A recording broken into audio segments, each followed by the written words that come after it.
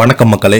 இந்த வீடியோவில் நம்ம என்ன செய்தி பார்க்க போகிறோம்னா, டெல்லி கணேசன் அவருடைய மகன் பார்த்தீங்கன்னா இப்போது ஒரு பேட்டி கொடுத்துட்டு வராரு.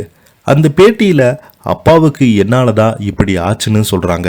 டெல்லி கணேசன் மகன் எமோஷனலாக பேட்டி கொடுத்த வீடியோ இணையதளத்தில் வைரலாகி வருகிறது. வாங்க என்ன தகவல் என்ன செய்தின்னு பார்க்கலாம். அதுக்கு முன்னாடி முதன்முறையாக நம்ம சேனலை ஃபஸ்ட் டைம் பார்க்குறீங்கன்னா சப்ஸ்கிரைப் பண்ணாதவங்களாம் சப்ஸ்கிரைப் பண்ணிக்கோங்க. பெல் பட்டன் சிம்பல் அமைக்கி நம்ம சேனலோட நோட்டிஃபிகேஷனை எனபிள் பண்ணிக்கோங்க. நாங்கள் போடுற வீடியோ உங்களுக்கு உடனுக்குடனே வந்து சேரும். பிரபல நடிகர் டெல்லி கணேசன் குறித்து அவரது மகன் மகாதேவன் கணேஷ் அளித்திருக்கும் பேட்டி தான் இணையதளத்தில் வைரலாகி வருகிறது. தமிழ் சினிமாவில் கடந்த 40 ஆண்டுகளுக்கு மேலாக 400க்கும் மேற்பட்ட படங்களில் நடித்து புகழ்பெற்ற மிகச்சிறந்த குணச்சித்திர நடிகர் தான் டெல்லி கணேசன் அவர்கள். விமானப்படையில் பணியாற்றி வந்த டெல்லி கணேசன் மேடை நாடகங்கள் மீது உள்ள காதலின் காரணமாக தன்னுடைய பணியிலிருந்து விடுபட்டு டெல்லியை சேர்ந்த ஒரு நாடக சபாவின் சார்பாக பல நாடகங்களில் நடிச்சிருந்தார். இந்த நாடகங்கள் எல்லாமே இவருக்கு மிகப்பெரிய ஒரு வரவேற்பு பெற்றது.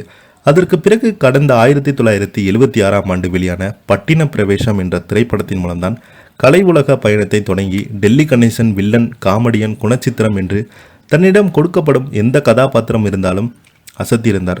டெல்லி கணேசனுக்கு மகாதேவன் என்கிற மகன் இருக்காங்க. தன் மகனை வைத்து கூட டெல்லி கணேசன் ஒரு படத்தை தயாரித்திருந்தார். இந்த நிலையில்தான் கடந்த நவம்பர் மாதம் 9ஆம் தேதி இரவு உறங்கச் சென்ற டெல்லி கணேசன் உயிர் உறக்கத்திலேயே பிரிந்து விட்டது.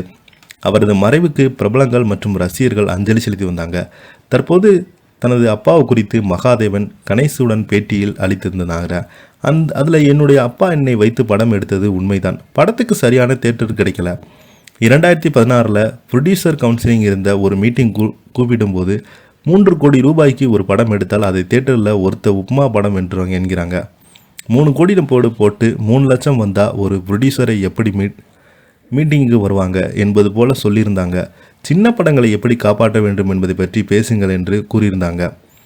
ஆனால் எல்லோருமே என்னால் 3 கோடி லாஸ் ஆச்சு என அதை பற்றி மட்டும்தான் பேசுகிறாங்க. அப்போது எங்கள் அப்பா சொல்ல வந்தது அது கிடையாது. இப்போ கூட அந்த ஆடியோ எங்கேயாவது இருக்கும். ஆனால் எல்லோருமே எங்கள் அப்பாவுக்கு நஷ்டத்தில் தான் இப்படி ஆச்சுன்னு சொல்கிறாங்க. அவருக்கு உண்மையாக இருந்த கஷ்டம் அந்த படம் மக்களை சேராது தான். பண நஷ்டத்தை பற்றி அவர் ஒரு இடத்தில் கூட பேசியிருக்கவே மாட்டார். எல்லா அப்பாக்கள் மாதிரி தான் என்னுடைய அப்பாங்களும் நல்லா வரணும்னு ஆசைப்பட்டார். என்னை பற்றி நினைத்து ராத்திரியில் இறந்து போகிற அளவுக்கு அவர் கிடையாது. அவர் ஒரு ஆர்மி மேன். எல்லா அப்பாக்களுக்கும் இருக்கிற மாதிரி வருத்தம் தான் என்னுடைய அப்பாவுக்கும் இருந்தது. ஆனால் என்னை நினைத்து எங்கள் அப்பாவுக்கு இப்படி ஆயிடுச்சுன்னு ரொம்ப தப்பாக இன்டர்வியூலெல்லாம் பேசுகிறாங்க. உண்மை சொல்லணும்னா நம்ம புள்ள மேலே பழிய போடுறாங்க. இப்போ தான் அப்பாவுக்கு வருத்தமாக இருக்கும். அதே மாதிரி அப்பாவோட மரணம் முன்கூட்டியே எங்களுக்கு தெரியாது. அடுத்த நாள் காலையிலே நன்றாக தான் எழுவார் என்று நினைத்து கொண்டிருந்தோம் போதுதான் இடி விழுந்த நாளாக மாறியது. எல்லோருமே கடைசியாக என்ன சொன்னார் என்று கேட்டாங்க. கடைசியாக அவர் பேச போகிறார் எங்களுக்கு எப்படி தெரியும்? எங்கள் அப்பா நடித்த படங்கள் பசி, குடிசை போன்ற படங்கள் எனக்கு ரொம்ப பிடிக்கும்.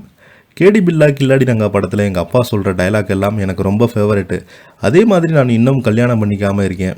எங்கள் அப்பாவுக்கு கொஞ்சம் வருத்தம் தான் இருக்கும். ஆனால் எனக்கு எதிர்காலத்தில் கல்யாணம் நடந்தால் கூட எங்கள் அப்பாவோட ஆசீர்வாதம் எப்போதுமே இருக்கும் என்று நம்பிக்கை இருக்கிறது என்று எமோஷனலாக பேசியிருக்கிறாரு. இதை பற்றி நீங்கள் என்ன கீழே உள்ள கமெண்ட் பாக்ஸில் மறக்காமல் பதிவிடுங்க. இந்த வீடியோ உங்களுக்கு பிடிச்சிருந்தால் லைக் பண்ணுங்கள், ஷேர் பண்ணுங்கள். நன்றி, வணக்கம்.